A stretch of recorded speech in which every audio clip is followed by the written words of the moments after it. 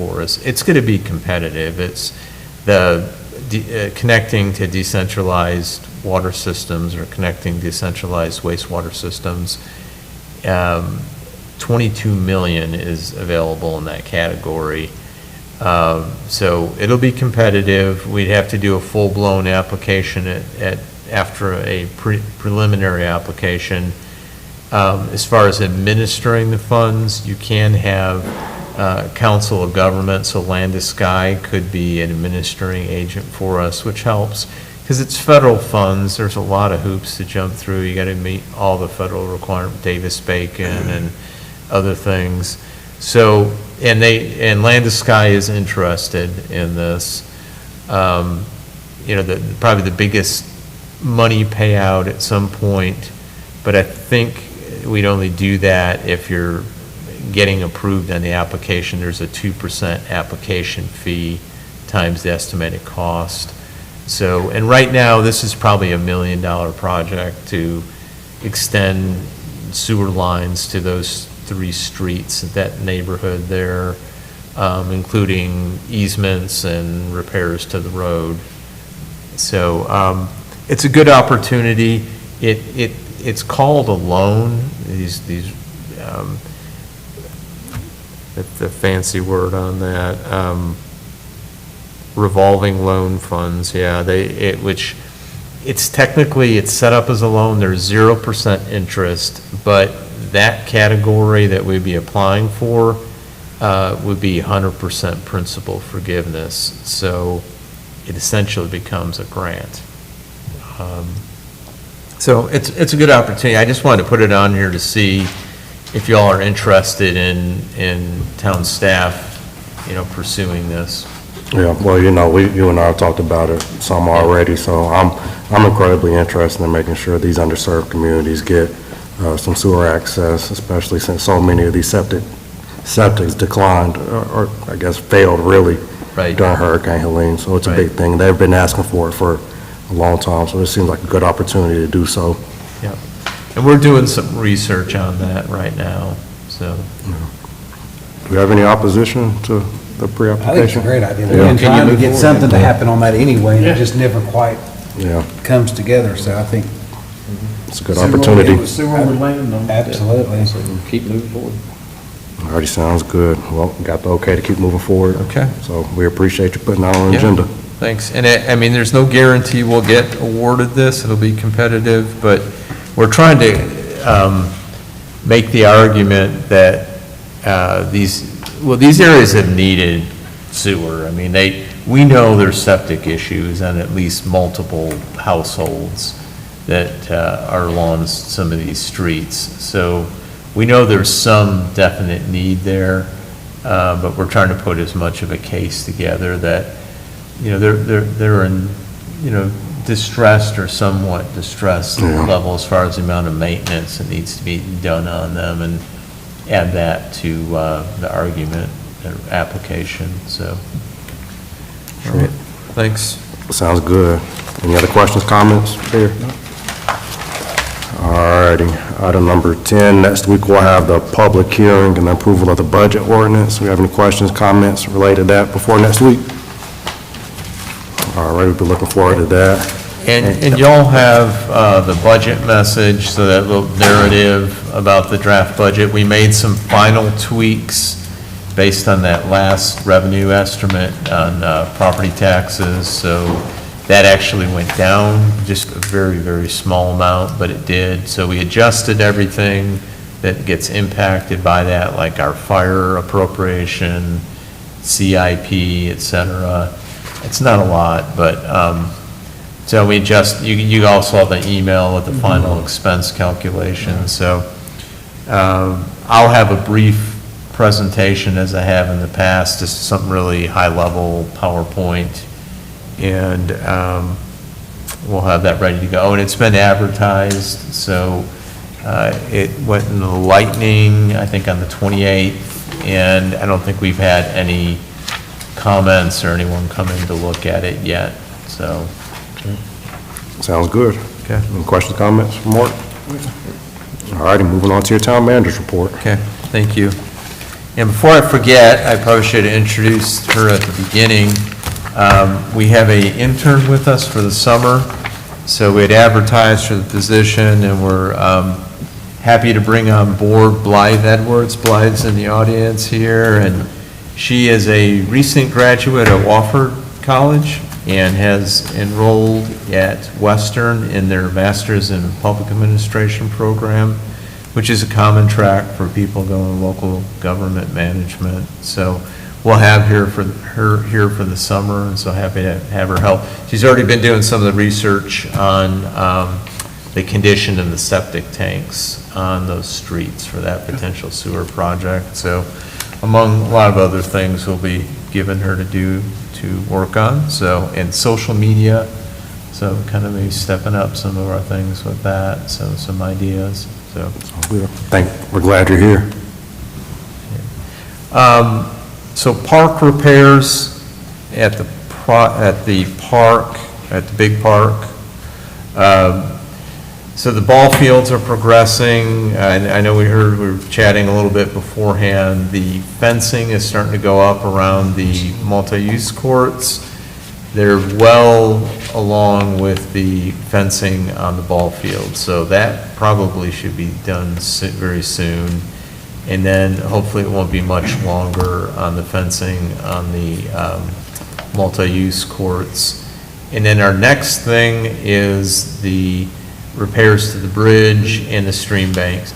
So we bid that as a separate project. I shared with you all that we advertised. The bids are supposed to be due May the 27th. We did not open bids, so that would have been Tuesday of this week, or last week, excuse me.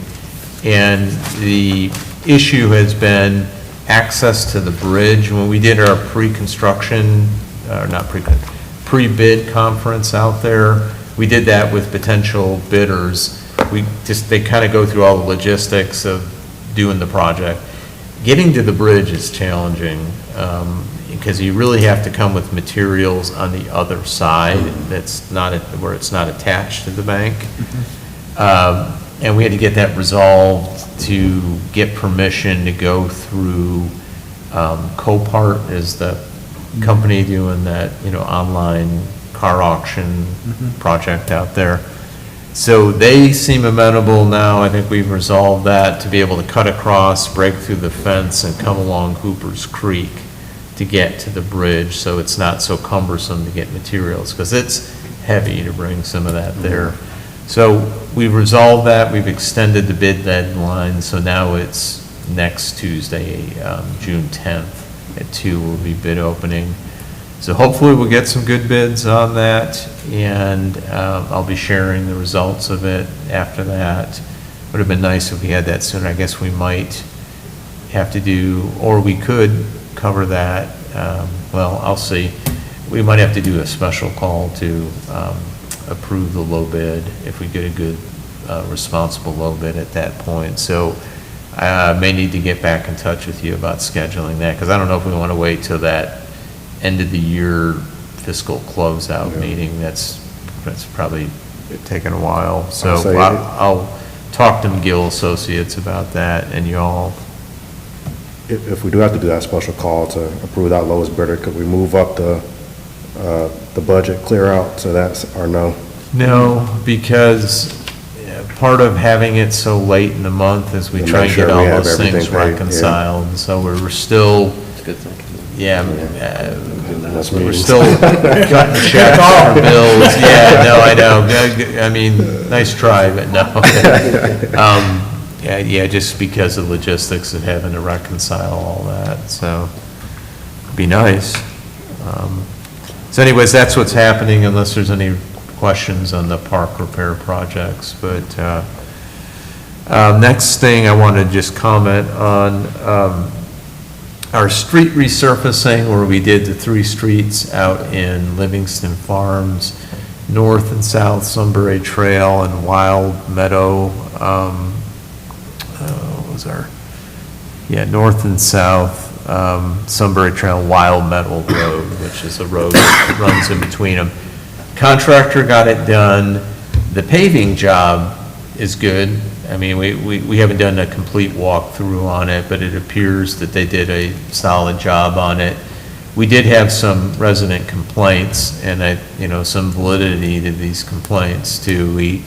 I mean, it was multiple things, a contractor going and trying to hook up a hose to fill a water tank, which they shouldn't be doing that, obviously, without their permission, or just don't do it at all.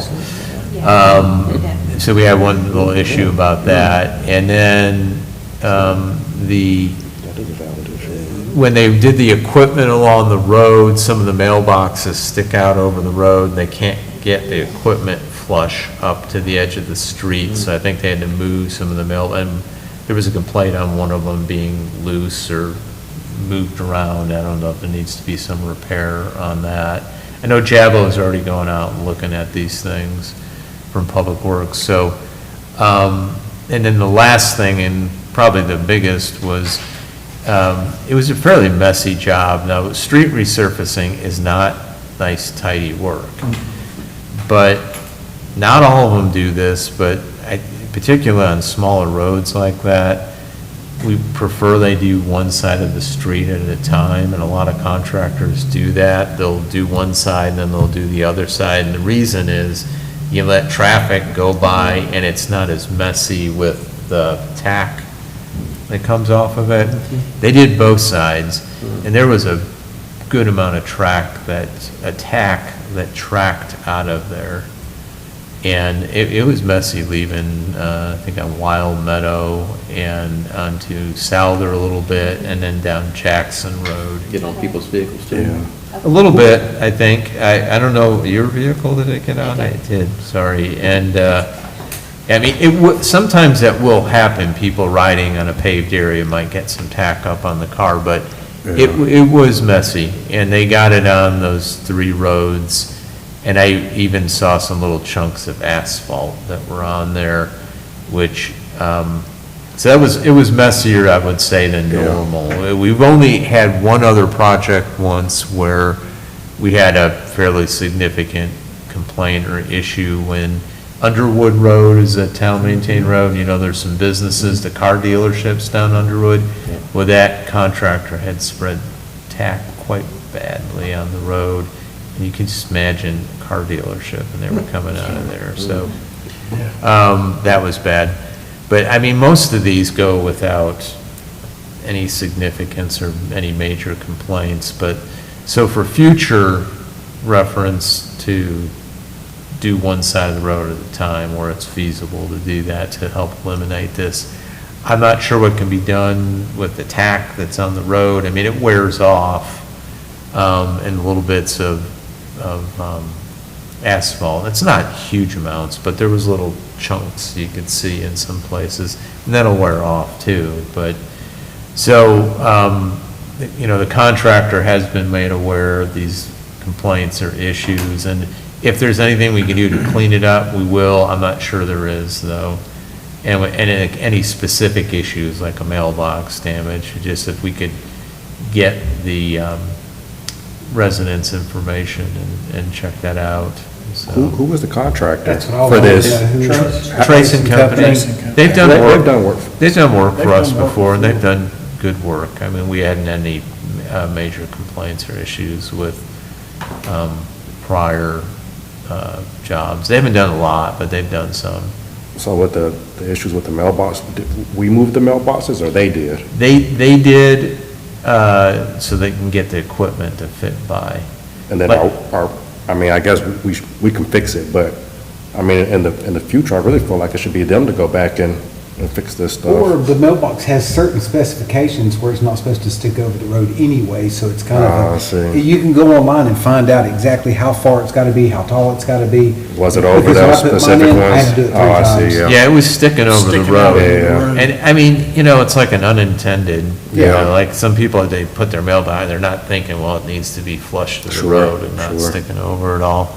Because if you look at the other side of the street on the north-south Sunbury Trail parts, you see some of the others on the Yeah, other yeah, I see side what you're are, saying. they're not over the road a little bit, so it's not a conflict with the equipment. Sure, I see. Jabba was saying some of these mailboxes pivot, though, you could move. I'd love to have a pivoting I mailbox. know, I didn't even know I've replaced there mine was- like every year with the truck mirrors, take it out. So I I kept didn't- moving it further back and the post office quit bringing my mail. They said I had to get closer to the road. Yeah, I didn't know that existed, yeah, he said you can move some of them like that, but, so whatever we can do to fix, we just need Yeah. specific people's information, you know, like when something happens, you know, call town hall and we'll get it to the right party to check it out, if there's something we can do to address it, so that's kind of the way we've left it. I don't think they've done the closeout yet on the project, I think, usually we do one whole payment on that, so if there needs to be,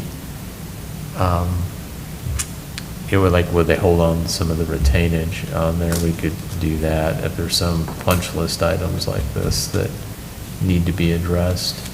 But, I mean, the paving job on Broader side looked good. I mean, we didn't see anything, any major punch list items there. It was just messy. So, and we do try and stress, we do a pre-construction meeting with contractors when we do resurfacing to try and remind them, anticipating all the things that are problematic or, you know, make people upset, like asphalt going into the yard or, you know, on the edges of driveways. And, you know, we all want our yards to look nice and take pride in things looking neat, so, but it's a messy project, so stuff is going to happen sometimes like that. So that's all, that's it on there. If there's anything else of substance, I'll let you all know.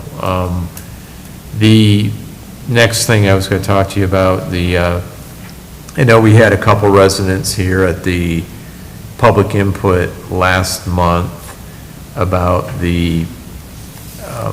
some stormwater issues there on Wilkie Way, near 96 Wilkie Way, and then a property behind that house.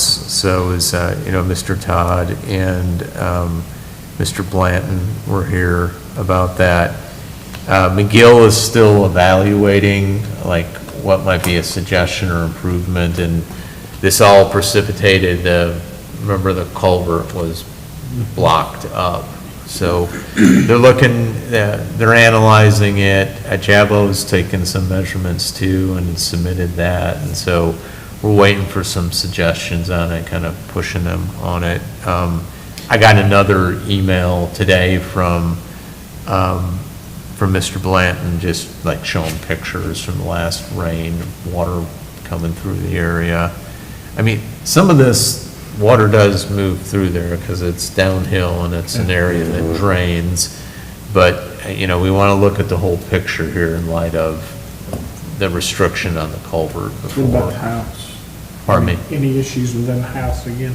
I haven't heard that. He did not mention that in the It email. sounds like this is the issue was when Windsor Forest built 30-something years ago, and basically we inherited the problem, all the water coming off. They blocked it with concrete, sounds like. That concrete's been there 30-plus years. I know he said that Biltmore Forest has something similar, like the restriction plate, and I did talk Yeah. to Jonathan when I was down there, and also Harry. Yeah. And Jonathan said, yeah, that fixed their problem, that Okay. restricted Yeah. plate. And Yeah. So that works out great for them. Good. So they had an issue where the water was going on somebody's property the same way. Yeah. They did that, and it says they have no more issues. Good. So that might be something, I know It- they're looking at that restriction. Yeah, right? yeah, and Put it back. initially, my understanding was you just don't mess with the drainage culvert, you keep it clear. But But that's there is designed something for that. called a wire plate, it's a This one weir looks like or a, wire. it looks like a plate, and it's Yeah. just got a hole basically in it. When it Yeah. gets full, then it starts dumping out. Yeah, And it's a plate that restricts the yes, flow of it's water. made for and- culverts, yeah. And they said it works really well for Okay. them, but it seemed like we inherited a problem that happened 30-plus years ago, and then Yeah. it was removed. Jabbo did what he was supposed to do, no faults on that, Yeah, I think, yeah. but So that might be the solution, Yeah. yeah, excuse I know, me. like I said, talking to Harry and Maybe. also Yeah. Jonathan Knipe, you know him for. Yes, oh, yeah, I know manager, so Jonathan he really well, said and that Harry. worked out well for them. Good, good.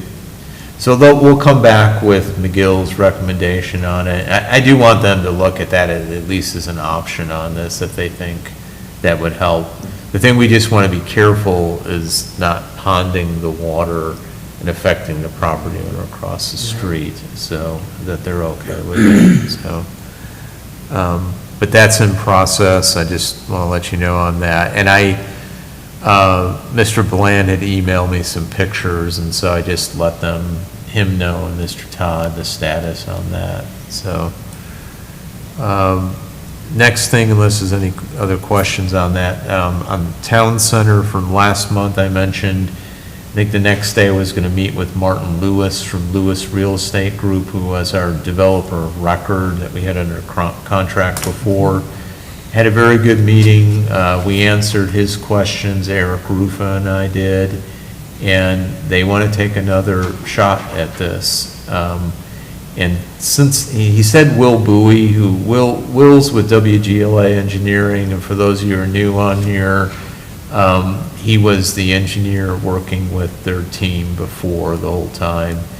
And Will's asking us for some information right now that we're trying to get to him, the work that McGill was doing on their analysis of the property, which kind of got put on hold with the moratorium on the floodplain ordinance, which if y'all approve the changes next week, then we'll know what the new restrictions are on development in the floodplain, so. So that's good news, and just, we'll continue to get other inquiries from people who are interested in it. Special call meeting was the last thing I just want to remind you about. I know we talked about it earlier, but right now it's June the 30th at 9. So, last day of the month at 9, and I'll let you know about This yeah. And that's all I got. All righty. Any other business from council?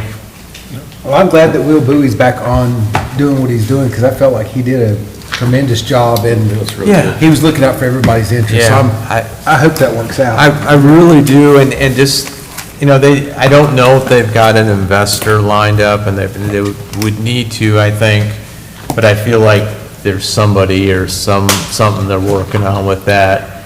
And I think, not to get too far ahead, because I don't know what they're going to submit, and of course, we got to get some type of proposal or something going, but I think they're leaning more towards 1 story, but it could be 2-story. I know we were limiting it at 2, and some folks were wanting to go to 3, but I think they're looking smaller story-wise or smaller height-wise on some ideas they had.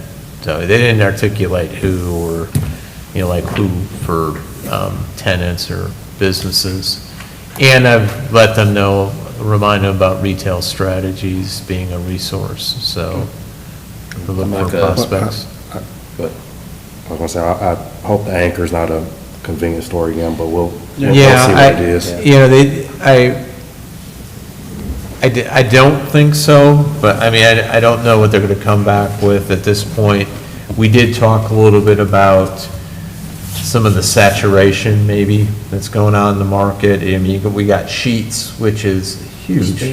Yeah, and then Spinks that's being built, plus another Sheets over on the northwest side of town by the airport. So there may be, enough of that in the market that there's not enough of a market anyways to do that right there, maybe. Yeah. But we expressed again, Eric and I, to him that, that was not the first pick, and if that's something we can avoid. Yeah, I wouldn't have a whole lot of appetite for and that. not having an anchor, or even though they were gonna pretty it up and do some other things, but anyways. It's a gas station. so, I know. But I am glad, I agree with Keith about Will, he's familiar with the project we did with him. Yeah. I guess my question again, I think last time I kind of held it up a little bit, and I think we discussed it before, was the DOT right-of-way. It seemed like that was always a battle, and he already should know that ahead of time, so Yeah. I think we're going to go head-on with that again, so I guess they've got to be prepared. Yes, Yeah. yes. That's, again, what type of traffic mitigation stuff that we have to Well, do? Does it from an trigger a MPO TIA or Yeah, not? from Yeah. an MPO standpoint, this is going on across the state, Yeah, where they're really limiting access and turning Yeah. and trying to push it down for safety reasons instead of crossing multiple lanes. You reduce the lanes having to be crossed and that sort of thing. I get it. So, And like Mr. Black said, traffic's already getting worse, so Yeah. that's gonna be. if The it's- good thing is, like down here at Interesting. the interstate, if they are doing any kind of U-turn areas, they're allowing these pullouts. yeah, the The bump big outs. People yeah, can the get bump out out of thing, traffic yeah. and then Yeah. wait for an opportunity to merge back in. Yeah, So, yeah. um, Those are nice. We're trying to not have one of those in our downtown Yeah. area because they're not very pretty. No. So, and it takes a bunch of space to build that Defensive out there. parking. Yeah. So, yeah, so we're gonna try and keep this going. Thanks for mentioning that, though. Will was a great spokesperson and obviously very experienced, talented engineer, with a good local engineering firm, so. Yeah, we're hoping they can come back with something good, so we'll be doing everything we can to facilitate that, and unless someone else beats them to the punch on it, so. Sounds good. All right, any other business? Nope. All right, is there a motion to adjourn? Make the motion. We have a motion to adjourn, is there a second? Second. We have a motion and a second to adjourn, any discussion? Hearing none, all those in favor of adjourning, say aye. Aye. Those opposed? We are adjourned.